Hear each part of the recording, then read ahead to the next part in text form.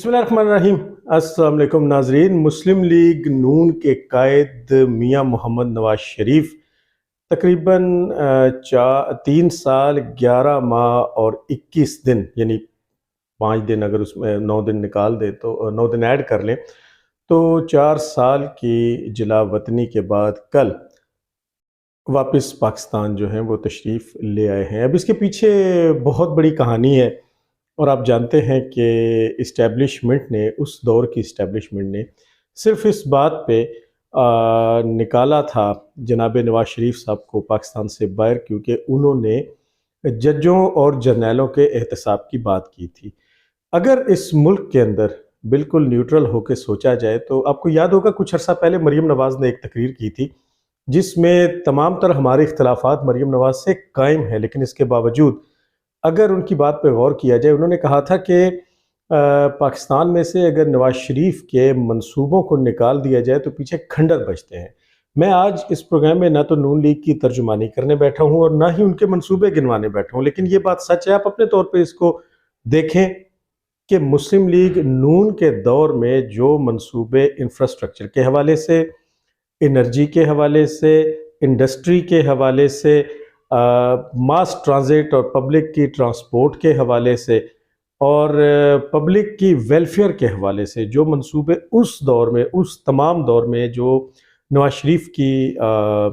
सरकर्दगी में था वो लगाए गए थे, उनको अगर निकाल दिया जाए तो पाकिस्तान में वाकई कुछ नहीं बचता। और ये जो बड़े बड़े डैम्स, आपको याद होगा कि मैंने कल किसी से बात की, बल्कि किसी ने मुझसे बात की, क्योंकि वो अपने तय ये समझ रहे थे कि शायद मैं नून लीग की हिमायत करता हूँ और शायद उससे ज़्यादा मैं इमरान खान साहब के ख़िलाफ़ बात करता हूँ। बात ये नहीं है। मैंने उनसे कहा कि आप मुझे कोई एक मंसूबा बताएं, तो उन्होंने कहा जी मोहम्मद डैम। तो मुझे बड़ी हंसी आई कि अब वो इन डैम्स के मंसूबों को भी इमरान खान के खाते में डालने की कोशिश करते हैं जो बुनियादी तौर पे नवाज शरीफ के मंसूबे हैं। ये बिल्कुल ऐसे ही है कि जब मास ट्रांजिट के मंसूबों में रैपिड ट्रांसपोर्ट सर्विस यानी मेट्रो बस का सिलसिला शुरू हुआ था, तो उस वक्त ख़ास तौर पे पंजाब के सबसे बड़े डाकू परवेज़ इलाही ने इसको जंगला बस कहा था, जंगला बस कहना शुरू किया था। ये एक लफ्ज़ जो परवेज़ इलाही ने इन लोगों के हवाले किया था, उसके बाद पूरी तहरीके इंसाफ इस लफ्ज़ को लेके चली और उन्होंने हर जगह मेट्रो बस को जंगला बस ही कहना शुरू कर दिया। लेकिन उसके बाद फिर इन्होंने खुद अपने दौरे हुकूमत में अवामी फलाह के मंसूबे का टाइटल लगा के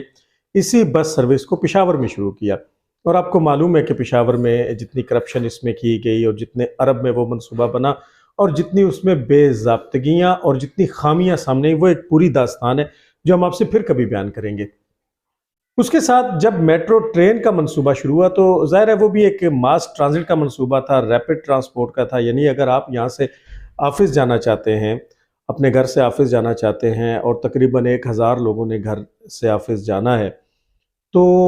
और हर एक के पास गाड़ी है, तो 1000 गाड़ी सड़कों पे आएगी, जिससे सड़कें भी चौक होंगी,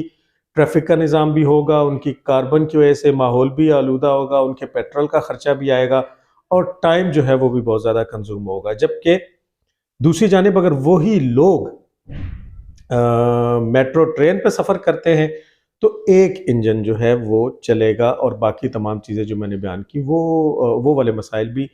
नहीं होंगे, लेकिन इसको भी लान तान का निशाना बनाया गया। लेकिन सबसे ज़्यादा मज़े का खेज़ बात यह है कि उसी मेट्रो ट्रेन का जब इफ्तिताह हुआ तो शहबाज शरीफ की हुकूमत तो बतौर वज़ीर आला नहीं थी, नवाज शरीफ की हुकूमत बतौर वज़ीर आज़म नहीं थी, तो इन लोगों ने, तहरीके इंसाफ वालों ने इसका उस्मान बुज़दार से जब इफ्तिताह करवाया तो आपने वो मंजर देखा होगा कि ऊपर जहाँ इफ्तिताह हो रहा था वहाँ तो उस्मान बुज़दार अपने चेलों के साथ वो फीता काटने के लिए पहुँचा हुआ था, लेकिन उसी पुल के नीचे ख्वाजा साद रफ़ीक और ख्वाजा साद रफ़ीक के साथ दीगर मुस्लिम लीगी जो कारकुन हैं वो ये कह के फीता काट रहे थे कि ये हमारा मंसूबा था, ये किस मुँह से इसका इफ्तिताह करने चले। और अगर बात बिल्कुल आम सी होती और इस मंसूबे को सराहा जाता तो फिर भी ये बात बनती थी, लेकिन जिस मंसूबे को आपने तरह तरह के नाम दिए और तरह तरह की कहानियां बनाई, उसका आप किस मुंह से इफ्तिताह कर रहे हैं। इस पे ढठाई ये कि उस्मान बुज़दार ने जब इस मंसूबे के इफ्तिताह के बाद तकरीर की तो उन्होंने कहा हम अवामी फलाह के ऐसे मंसूबे जारी रखेंगे। تو میرا خیال ہے وہ ایک بڑا زناٹے دار تھپڑ ان تمام لوگوں کے لیے تھا جو ان منصوبوں پہ انگلیاں اٹھاتے تھے۔ لیکن میرا آج کا موضوع جو ہے وہ یہ نہیں ہے۔ میاں صاحب جب آئے ہیں، سارا دن کل ان کی کوریج جو ہے وہ چلتی رہی، وہ دبئی آئے، دبئی سے پھر وہ فلائی دبئی کا ایک چارٹرڈ طیارہ تھا جس میں بہت سے نون لیگی کارکن بھی تھے اور صحافی بھی تھے، ان کے ہمراہ پھر وہ اسلام آباد پہنچے۔ اسلام آباد میں انہوں نے کچھ دیر قیام کیا اور ایئرپورٹ کا جو ایگزیکٹو لاؤنج تھا، اس کی جو اسٹیٹ لاؤنج جس کو کہتے ہیں، اس کے اندر نواز شریف صاحب سے وہ نادرہ بھی وہاں پہنچا ہوا تھا، عدالتی عملہ بھی وہاں پہنچا ہوا تھا، تو وہ جو اپیلیں انہوں نے کرنی ہیں ان کے اوپر سائن بھی کروائے گئے اور انگوٹھے بھی لگوائے گئے۔ اس کے بعد وہ طیارہ، وہی طیارہ وہاں سے، چونکہ وہ انٹری کی مہر تو لگ گئی تھی، سارا جو امیگریشن کا جو پروسیس ہے وہ تو اسلام آباد میں کمپلیٹ کر لیا گیا تھا۔ اس کے بعد وہی طیارہ وہاں سے ڈومیسٹک فلائٹ بن گیا اور تقریباً 25 منٹ کی فلائٹ لے کے یہ لاہور کے پرانے ایئرپورٹ پہ، وہ جو والٹن ایئرپورٹ ہے غالباً، اس پہ اترا اور پھر وہاں سے ایک ہیلی کاپٹر کے ذریعے میاں نواز شریف صاحب کو شاہی قلعے کے دیوان عام میں پہنچایا گیا۔ اس وقت مغرب کی نماز کا وقت ہوا چاہتا تھا تو وہاں پہ مغرب کی نماز ادا کی گئی۔ اس سے پہلے ایک انتہائی جذباتی منظر یہ دیکھنے کو آیا، خاص طور پہ میرے خیال میں شیخ رشید کے لیے وہ سب سے زیادہ تکلیف دہ لمحہ تھا، کیونکہ شیخ رشید ہی وہ آدمی تھا جو بندر کی طرح اچھل کے میڈیا کے کیمروں کے سامنے یہ کہتا تھا کہ میں نون میں سے شین کو نکلتا ہوا دیکھ رہا ہوں۔ دوسرے لفظوں میں نواز شریف سے شہباز شریف اینڈ کمپنی سے مراد ان کے بچے وغیرہ وغیرہ ان کو الگ ہوتے دیکھ رہا ہوں۔ لیکن جب نواز شریف صاحب طیارے سے اترے ہیلی کاپٹر میں سوار ہونے کے لیے، تو میاں شہباز شریف نے نہ صرف یہ کہ ان کا بوسہ لیا بلکہ ان کے پاؤں کو ہاتھ لگایا۔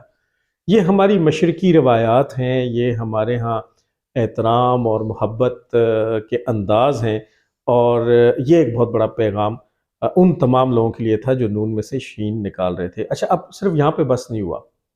نماز مغرب کی ادائیگی کے بعد پھر کافی دیر لگ گئی اور مریم نواز جو ہیں وہ اور مریم اورنگزیب وہ جلسے کو گرماتی رہیں اور وہاں پہ نعرے مارتی رہیں۔ پھر دور سے جب سٹیج پہ کھڑے ہوئے، مریم نواز شریف کو اپنے والد کا ہیلی کاپٹر نظر آیا تو بہرحال عورت ذات ہیں، خاتون ہیں، بیٹی ہیں، ان کے والد جتنی مشکلات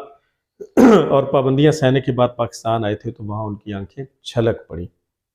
اور انہوں نے کہا وہ دیکھو شیر آیا، اور ساتھ ہی وہ آپ دیدہ ہو گئی۔ خیر، حمزہ شہباز شریف نے میاں محمد نواز شریف کی گاڑی کو ڈرائیو کیا اور وہ پنڈال تک لے کے آئے۔ وہاں پہ بھی نون سے شین نکلنے والے اس بکواس کا خاتمہ ہو گیا۔ اس کے بعد جب نواز شریف صاحب سٹیج کے اوپر تشریف لائے تو وہاں پہ ایک عجیب منظر یہ بھی تھا کہ میکسیمم جو مسلم لیگ نون کے رہنما تھے وہ اپنے قائد کو مل کے رو رہے تھے۔ اب یہ ہے وہ بڑی امپورٹنٹ بات جو میں آپ سے کرنا چاہتا ہوں۔ وہ آنسو بہا رہے تھے، ان کی آنکھیں نم تھیں، اور مریم نواز شریف اپنے والد کے گلے لگی، انہوں نے اپنے والد کے ماتھے کا بوسہ لیا، اور اس کے بعد وہ بیٹی، میں دوبارہ یہ بتاؤں میں نون لیگ کا ترجمان نہیں، لیکن میں اس حقیقت کو بیان کر رہا ہوں جو کل کیمرے کی آنکھوں نے آپ کی آنکھوں تک پہنچائی، کہ مریم نواز شریف اپنے باپ کے قدموں میں گر گئیں اور انہوں نے اپنے دونوں ہاتھ اپنے باپ کے پاؤں پہ رکھے۔ اس کے بعد نواز شریف صاحب نے شہباز شریف کا، مریم نواز کا، حمزہ شہباز کا ہاتھ اپنے ہاتھ کے ساتھ ملا کے یوں فضا میں بلند کیا، اور یہ مناظر ساری دنیا نے دیکھے۔ اب یہاں پہ ذرا آنسوؤں کی بات کر لیتے ہیں۔ ایک آنسو صداقت عباسی کے آنسو ہیں، ایک آنسو فروخ حبیب کے آنسو ہے، ایک آنسو شیخ رشید کے آنسو ہیں، ایک آنسو شہباز گل کے آنسو ہیں، ایک آنسو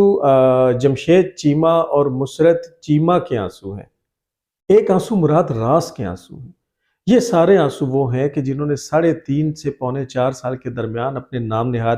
لیڈر کا ساتھ دیا، اور اس کے بعد اس پہ 3 حرف بھیجے، اس پہ لعنتیں بھیجیں، اور روتے بلکتے چیختے چلاتے سائیڈ پہ ہو گئے۔ شہباز گل تو بگوڑا ہو گیا، باہر جا کے اپنے ڈالرز کما رہا ہے یوٹیوب کے ذریعے، اور کتنی اوقات ہے اس کی، کتنے پانی میں ہے، وہ تو خیر کسی سے بھولا ہوا نہیں۔ اس کے بعد باقی لوگوں نے سیاست چھوڑنے کا اعلان کیا۔ آپ کو یہ سارے آنسو یاد ہوں گے، آپ کو فواد چودھری کا اسلام آباد کی عدالتوں میں بھاگنا، میں اب اس جانور کا نام نہیں لیتا کہ جو کماد میں سے بھاگتا ہوا دوڑ جاتا ہے، بہرحال وہ آپ کو یاد ہوگا۔ اور دوسری جانب یہ لوگ تھے جو کمیٹڈ تھے، جیسے بھٹو کے ساتھی بھٹو کے ساتھ کمیٹڈ تھے۔ یہ لیڈر کی نشانی، یہ لیڈرشپ کی نشانی ہے۔ یہ سازش کے ذریعے نہیں بلکہ خدمت کے ذریعے آئے ہوئے لوگوں کے استقبال کی نشانی ہے۔ یہی سعد رفیق، یہی خواجہ آصف، یہی احسن اقبال، یہی رانا تنویر، یہی میاں جاوید لطیف، یہ سارے کے سارے لوگ، یہی سردار ایاز صادق، یہ جیلوں میں رہے ہیں۔ ان کو انہی سیلز میں رکھا گیا، ان کو انہی عقوبت خانوں میں تشدد کا نشانہ بنایا گیا ہے۔ اور کل نواز شریف صاحب نے اس بات کا ذکر کیا تھا نا کہ کس انداز سے انہیں بیگم کلثوم نواز سے بات نہیں کرنے دی گئی، اور پھر وفات کی اطلاع کیسے دی گئی، اور پھر اس اطلاع کو جب مریم بی بی کو دیا گیا تو وہ بے ہوش ہو گئیں۔ کیسے وہ اپنی سیاست کی وجہ سے اپنے والد اور اپنے والدہ کو قبر میں اتارنے سے محروم رہے، اپنی بیوی کو قبر میں اتارنے سے محروم رہے، تو یہ تو سب پہ گزری ہے۔ لیکن وہ چٹان کی طرح کھڑی ہوئی ٹیم ہے، وہ چٹان کی طرح ساتھ رہنے والی ٹیم ہے۔ انہوں نے وہ مگرمچھ کے آنسو نہیں بہائے، انہوں نے ہا لا لا لا لا لا کر کے اپنے ہی قائد کے اوپر لعنتیں بھیج کے، اور یہ کہہ کے کہ اس نے ہمارا دماغ خراب کیا تھا، اس نے ہماری ذہن سازی کی تھی، اور جس فوج کے خلاف اس نے ہمیں تیار کیا تھا ہم اب اس فوج کے ساتھ ہیں، ہم اس کے خلاف ہیں، ہم اس کو چھوڑتے ہیں، ہم سیاست سے توبہ کرتے ہیں، ہم تحریک انصاف سے توبہ کرتے ہیں، ہم علیحدہ پرویز خٹک والی تحریک انصاف بناتے ہیں، اور ہم آئی پی پی کے نام سے جہانگیر ترین والی تحریک انصاف بناتے ہیں۔ انہوں نے تو ایسے ٹکڑے کر دیے جیسے پاکستان نے رشیا کے ٹکڑے افغانستان وار میں کر دیے تھے، لیکن نون لیگ میں سے تو شین لیگ نہیں نکلی۔ تو یہ شرم سے ڈوب مرنے کا مقام سب سے پہلے شیخ رشید کے لیے، اس کے بعد پی ٹی آئی کے لیے، کارکن سے لے کر لیڈر تک ہے کہ آنسو دونوں جانب نکلے۔ آنسوؤں پہ کوئی پابندی نہیں ہے، آنسوؤں کے آگے کوئی بند نہیں باندھا جا سکتا، لیکن آنسوؤں کے پیچھے جو تاریخ تھی وہ خود بول رہی تھی۔ ایک آنسو اپنے کیے پر شرمندہ ہونے کے نکلے، ایک آنسو اپنے لیڈر کے کرتوتوں کی وجہ سے اپنی تباہی پر نکلے، اور ایک آنسو وہ تھے جو اپنے لیڈر کے ساتھ چٹان کی طرح کھڑے رہنے پہ اور اس کے استقبال کے بعد فرط جذبات سے نکلے۔ اور وہ آنسو آپ نے مریم نواز کی آنکھوں میں دیکھے، مریم اورنگزیب کی آنکھوں میں دیکھے، حمزہ شہباز کی آنکھوں میں دیکھے، شہباز شریف کی آنکھوں میں دیکھے، ایاز صادق کی آنکھوں میں دیکھے، رانا تنویر کی آنکھوں میں دیکھے، رانا ثناء اللہ کی آنکھوں میں دیکھے، تو یہ بھی تو آنسو ہی ہیں، لیکن دونوں آنسوؤں کی جو تاریخ ہے وہ بڑی مختلف ہے۔ تلاوت کلام پاک سے جلسے کا باقاعدہ آغاز کیا گیا، اس کے بعد نعت رسول مقبول پیش کی گئی، اور یہ طے کر لیا گیا تھا کہ آج میاں نواز شریف کے علاوہ کوئی دوسرا بندہ تقریر نہیں کرے گا۔ مریم نواز نے اس کا اظہار بھی کر دیا تھا، شہباز شریف صاحب نے ایک انٹرو ضرور دیا، اور اس کے بعد پھر کبوتر ہوا میں چھوڑے گئے۔ بڑا دلچسپ منظر تھا جب ایک کبوتر نواز شریف صاحب کے ہاتھ پہ بیٹھ گیا اور وہ وہاں سے اڑ نہیں رہا تھا۔ میاں نواز شریف صاحب نے ایک انتہائی مثالی قسم کی تقریر کی، اور بلا شبہ لاہور کی سیاسی تاریخ کے جلسوں میں مینار پاکستان کا یہ جلسہ سب سے بڑا جلسہ تھا، جہاں رنگ روڈ تک گاڑیوں کی قطاریں موجود تھیں، جہاں پہ راوی انٹرچینج کی پل کے اوپر بھی لوگ جوک در جوک کھڑے تھے، اور یہ تو اے آر وائی جیسے ناقد چینل نے بھی دکھایا۔ اور کل مجھے بڑی میں اس پہ مبارکباد پیش کرنا چاہوں گا کل اے آر وائی کی صحافت پہ، کہ انہوں نے، یہ وہی چینل ہے جو نواز شریف کے نام کے ساتھ نااہل نواز شریف لگاتا تھا، اور بعد میں پھر ان لوگوں نے، آج کل تو عمران خان بھی نااہل ہے، لیکن ان کا جو ظرف ہے وہ اب تک انہیں اس بات کی اجازت نہیں دے رہا کہ اب یہ نااہل عمران خان لکھے۔ تو یہ نااہل نواز شریف لگانے والے، کل جو ان کا پینل ہے وہ اے آر وائی پہ بیٹھ کے کہہ رہا تھا کہ جناب یہ وہ شخص پاکستان میں آیا ہے جس کے بارے میں ایک سٹنگ جج نے یہ کہا تھا کہ مجھے جنرل فیض نے کہا تھا کہ اس کو نااہل کرو اور ہماری محنت پہ پانی مت پھرو۔ کل اس کا اعتراف کیا گیا۔ کل یہ جتنے بھی ڈرون شاٹس آپ نے دیکھے، یہ مسلم لیگ نون کی جانب سے ایک اپنے ڈرون لگائے گئے تھے، یہ کسی چینل کے ڈرون نہیں تھے، بلکہ تمام چینلز ان ڈرونز کی فیڈ لے رہے تھے، لیکن ان ڈرونز کو بار بار دکھایا گیا، تل دھرنے کی جگہ نہیں تھی، اور ایک رپورٹس کے مطابق 1.5 سے 2 لاکھ بندہ جو ہے وہ صرف اس پنڈال کے اندر موجود تھا۔ جو لوگ پیچھے سڑکوں پہ تھے، جیسے مریم نواز نے کہا کہ سڑکیں چوک ہو گئی تھیں، جو راوی کے انٹرچینج کے اس پل کے اوپر موجود تھے، جو رنگ روڈ تک تھے، وہ علیحدہ تھے۔ تو میں یہاں پہ کوئی بڑی بات نہیں کرنا چاہتا، آپ نے خود دیکھا کہ کل لوگوں کی تعداد کیا تھی۔ میاں صاحب نے اپنا ایجنڈا دے دیا، میاں صاحب کے بیانیے کا سب کو انتظار تھا، میاں صاحب نے کسی کی بات نہیں کی۔ ایک مرتبہ ان کے منہ سے جب شروع میں عمران خان کا لفظ پھسلا تو اس کے بعد انہوں نے کہا نہیں، میں نام نہیں لینا چاہتا، میں نام نہیں لینا چاہتا، میرا ظرف اس بات کی اجازت نہیں دیتا، میری تربیت اس بات کی اجازت نہیں دیتی۔ میں نے آپ سے اکثر یہ کہتا ہوں کہ وہ تھپڑ جو نظر نہ آئے اس کی تکلیف بہت زیادہ ہوتی ہے، جو آپ کے سامنے مارا جائے اس کی تکلیف کم ہے۔ تو جب عمران خان کا نام بھی لینا گوارا نہ کیا، جب جنرل فیض اور جنرل باجوہ اور ثاقب ناصور وغیرہ وغیرہ بندیال تک ان کا نام تک لینا نواز شریف نے گوارا نہیں کیا، تو یہ بنیادی طور پہ وہی تھپڑ تھا جو نظر تو نہیں آتا لیکن اس کی تکلیف بہت زیادہ ہوتی ہے۔ عمران خان کو اس کی تکلیف کیسے ہوئی وہ میں آگے چل کے آپ کو بتاتا ہوں۔ تو پھر نواز شریف صاحب نے قوم کے لیے، ملک کے لیے دعائیں کی، کچھ انہوں نے اپنی والدہ کا ذکر کیا، اپنے والد کا ذکر کیا، اپنے بیوی کا ذکر کیا، ان تینوں مرحومین کا ذکر کیا۔ وہاں پہ ماحول بڑا جذباتی تھا۔ پھر اس کے بعد انہوں نے وہ بل اٹھائے ہوئے تھے جس میں انہوں نے بتایا، اب یہ کہا جا رہا ہے جی کہ ہمارے دور کا، انہوں نے 2013 سے لے کر 2017-18 تک کا بتایا اور پھر اس کے بعد 2022 تک کا بتایا، کیونکہ اس کے بعد انہیں پتہ ہے کہ 16 مہینے کی جو حکومت آئی وہ تو ایک لولی لنگڑی حکومت تھی، اس میں کوئی پالیسی تو نہیں تھی، وہ تو بس آ گئی تھی۔ اس کے بعد جب ان سے بیانیے کا پوچھا گیا تو انہوں نے بڑا خوبصورت جواب دیا کہ جناب اگر آپ نے میرا بیانیہ مستقبل کا لائحہ عمل جاننا چاہتے ہیں تو آپ موٹر وے کو دیکھ لیں، سی پیک کو دیکھ لیں، چاگی کے پہاڑوں کے اندر ایٹمی دھماکوں کو دیکھ لیں، قائد اعظم سولر پارک کو دیکھ لیں، نندی پور پاور پلانٹ کو دیکھ لیں، گول پور پاور پلانٹ کے منصوبے کو دیکھ لیں، غازی بروتھا کو دیکھ لیں، ڈیمز کو دیکھ لیں، بیراجز کو دیکھ لیں، جی ٹی روڈ کو دیکھ لیں، رنگ روڈز کو دیکھ لیں، بائی پاسز کو دیکھ لیں، میٹرو بسز کو دیکھ لیں، میٹرو ٹرینز کو دیکھ لیں، آشیانہ اسکیم کو دیکھ لیں، دانش اسکولوں کو دیکھ لیں، سستی روٹی کو دیکھ لیں، لیپ ٹاپ اسکیم کو دیکھ لیں، اجالا پروگرام کو دیکھ لیں، ہسپتالوں کی حالت دیکھ لیں، سرکاری اس زمانے کے تعلیمی اداروں کو دیکھ لیں، پیٹرول کی قیمت دیکھ لیں، ڈالر کا ریٹ دیکھ لیں، بجلی کی قیمت دیکھ لیں، تاپی منصوبے کو دیکھ تو وغیرہ وغیرہ وغیرہ۔ What it means کہ وہ جو ترقی کے، اب آپ کو یہ بات ذہن میں رکھنی چاہیے، یہ جو ایک پروپوگنڈا کیا جاتا ہے کہ 40 سال سے سیاست میں ہے، نواز شریف کی چیف منسٹرشپ اور پرائم منسٹرشپ ملا کے ٹوٹل حکومت 9 سال نہیں بنتی۔ کبھی اسٹیبلشمنٹ کی جانب سے طیارہ سازش کیس میں پھنسایا جاتا ہے، کبھی تختہ الٹا جاتا ہے، کبھی جلا وطن کیا جاتا ہے، کبھی جیل میں ڈالا جاتا ہے، اور کبھی وہ پھر دوائی لینے کے بہانے یہاں سے بھاگ جاتا ہے اپنی جان بچانے کے لیے۔ تو اب 40 سال تو تب کہنا کہ جب 40 سال وہ بندہ مسند حکمرانی پہ بیٹھا ہو، نہیں، وہ تو 9 سال کی حکومت بنتی ہے۔ اور یہ جو منصوبے میں نے گنوائے ہیں، بلکہ نواز شریف نے خود گنوائے ہیں، یہ اس کا نتیجہ ہے۔ اب آپ ذرا اپنے گریبان میں بھی منہ ڈال لیں، کوئی ایک منصوبہ بتا دیں، کوئی ایک منصوبہ بتا دیں۔ کچھ نہیں ہے سوائے گالم گلوچ کے اور سرے بازار لوگوں کے اوپر تبرہ بھیجنے کے اور آوازیں کسنے کے اور وغیرہ وغیرہ۔ تو وہ جس تھپڑ کی میں بات کر رہا تھا کہ وہ تھپڑ جو نظر نہیں آتا اس کی تکلیف بہت زیادہ ہوتی ہے، وہ کل عمران خان کو اڈیالہ جیل میں لگا۔ یعنی ایک شخص نے لاہور مینار پاکستان کے سائے میں کھڑے ہو کے جو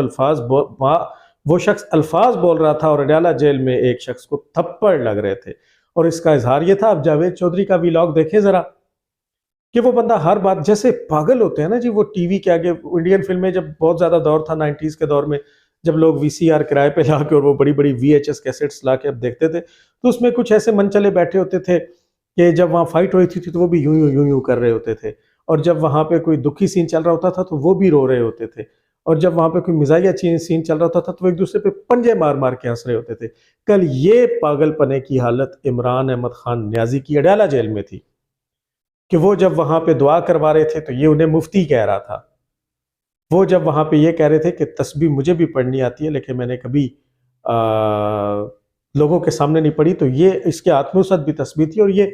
سکرین کے آگے یوں کر کے وہ تسبیح گھما رہا تھا۔ مطلب ہسٹریہ جس کو ہو جاتا ہے، جو ایک ہذیانی کیفیت ہوتی ہے،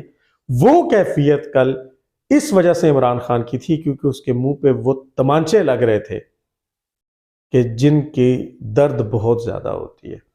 وہ شخص جو نواز شریف کو اوئے نواز شریف اور بے غیرت اور فلاں فلاں کہہ کے اس طرح کی گالیاں بکا کرتا تھا، اس نے جواب میں اس کا نام لینا بھی گوارا نہیں کیا. یہ بڑے ظرف کی بات ہے کیونکہ اب عمران خان کو یہ نظر تو آ رہا ہے، پوری دنیا کو نظر آ رہا ہے کہ آپ کا اگلا وزیر اعظم چوتھی مرتبہ اب میاں محمد نواز شریف ہے. اور صرف یہی نہیں بلکہ وہ جو منصوبے گنوائے ہیں ان کو پائے تکمیل تک پہنچایا جائے گا، جس میں خاص طور پہ سی پیک ہے. پھر انڈیا سے تعلقات کی بات ہے، پھر پوری دنیا سے تعلقات کی بات ہے. ابھی تو آنے والے دنوں میں آپ کو پتا چلے گا کہ وہ جو معاہدے ابھی نواز شریف صاحب بغیر کسی حکومتی عہدے کے جو باتیں باہر کر کے آئے ہیں ان کا پھل اور ثمرات اس قوم کو ملیں گے اور واقعی ملیں گے. تو کل آپ نے جالوں کا جو متوالے ہیں نون لیگ کے متوالے، ان کا آپ نے کل ڈسپلن بھی دیکھ لیا. آپ نے اتنے بڑے جلسے کا نظم و ضبط بھی دیکھ لیا. جائے کہ یہ کہ آپ کرائے کے لوگوں کو لائیں اور اپنی فوج پہ چڑھ دوڑیں، اپنے لوگوں کو اپنی عوام کو گالیاں دیں، انہیں گالیاں سکھائیں اور اس کے علاوہ کچھ نہ کریں. تو بہرحال جی یہ ہے صورتحال ساری کی ساری. عمران خان پہ ایک ہذیانی کیفیت جو ہے وہ طاری ہے، اور سکرین کے اوپر جب کسی کا آپ مجھے اپنی سکرینز پہ دیکھ رہے ہیں تو آپ مجھے اگر اس کے جواب میں دعا دیں گے تو تب بھی میں نہیں سن پاؤں گا، گالی دیں گے تو تب بھی میں نہیں سن پاؤں گا، کیونکہ میں جو بول چکا وہ بول چکا. اب اس کے بعد یہ آپ تک پہنچے گا. تو یہ دو طرفہ کمیونیکیشن نہیں ہے. لیکن عمران خان کی ذہنی کیفیت یہ ہو چکی ہے کہ وہ کل نواز شریف کی اس تقریر کے جواب میں جس میں نواز شریف نے عمران خان کا نام لینا بھی مناسب نہیں سمجھا اور اس کو اپنی تربیت سے تعبیر کیا، وہ پاگلوں کی طرح دو طرفہ کمیونیکیشن کر رہا تھا. وہ کبھی کہہ کے لگا رہا تھا، وہ کبھی منہ اوپر کر کے اونچا اونچا ہنس رہا تھا. یہ وہ کھسیانی ہنسی تھی، یہ وہ کھسیانی بلی کھمبا نوچے والی بات تھی. اور کبھی وہ نواز شریف کی ان باتوں کے جواب دے رہا تھا جو نواز شریف نے نہیں سنے. انشاءاللہ اگلی ویڈیو میں آپ سے دوبارہ ملاقات ہوگی.